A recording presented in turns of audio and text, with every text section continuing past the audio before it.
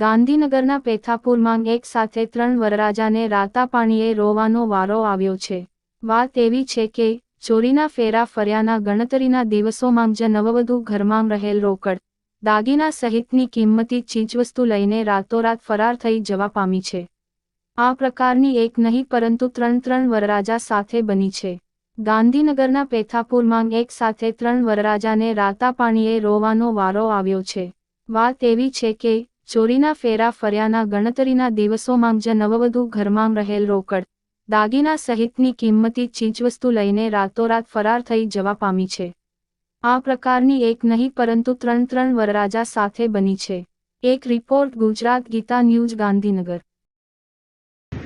તારીખ 13/5/2024 રોજ પેથાપુર પોલીસ સ્ટેશનમાં આઈપીસી 406, 420, 120B મુજબ ગુનો નોંધાયેલો હતો। જે ગુનાની હકીકત એવી છે કે જે ફરિયાદી છે ચિન્મયભાઈ વિષ્ણુભાઈ સુમાભાઈ પટેલ, તેમને તેમના જ ગામના રૂપાલ ગામના શૈલેષભાઈ કનુભાઈ પટેલે એક છોકરી બતાવેલી હતી। આ શૈલેષભાઈ કનુભાઈ પટેલ પોતે મીડિયેટર છે।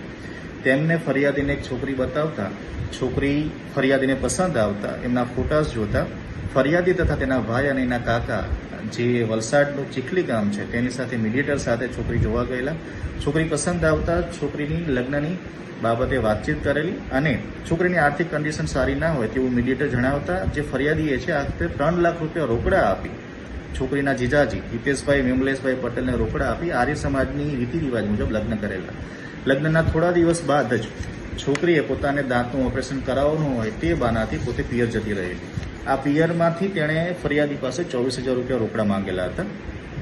જે ફરિયાદીએ જણાવતા કે દાંતની ટ્રીટમેન્ટ હું ગાંધીનગર કરાવીશ તેવું છોકરીને જણાવતા છોકરીએ પસંદ ના આવતા પોતે મોબાઈલ બંધ કરી દીધેલો હતો અને તેને બરબાદ કરી નાખીશ તે પ્રકારની ધમકી આપેલી। જે બાબતે ફરિયાદીએ મીડિયેટર શૈલેષભાઈને વાત કરેલી અને શૈલેષભાઈ 15 દિવસનો સમય માંગેલો હતો।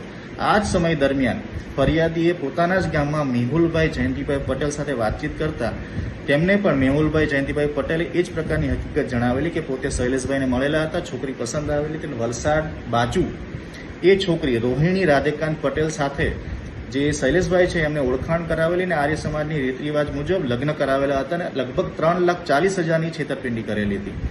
અને આ જ પ્રકારે રાંધેજા સદી માતાની ખડકી ખાતે રહેતા સંદીપભાઈ વેરાભાઈ પટેલ સાથે પણ એવો બનાવ બનેલો જેમને પણ શૈલેષભાઈ પટેલ મારફતે એક છોકરીની ઓળખાણ થયેલી હતી જેનું નામ છે નયના રાજગુરુ પટેલ અને જે પણ વલસાડ બાજુ રહેતી હોય અને તેમની સાથે લગ્ન કરાવેલા અને આશરે 3,50,000ની છેતરપિંડી કરેલી હતી।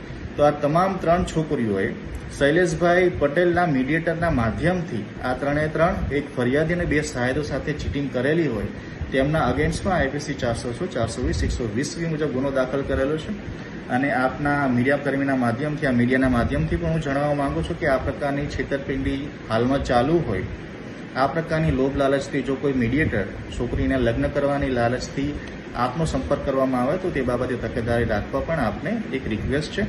હાલ ફરિયાદ પીઆઈ તપાસ કરી રહ્યા છે અને આરોપીની શોધખોળ ચાલુમાં છે।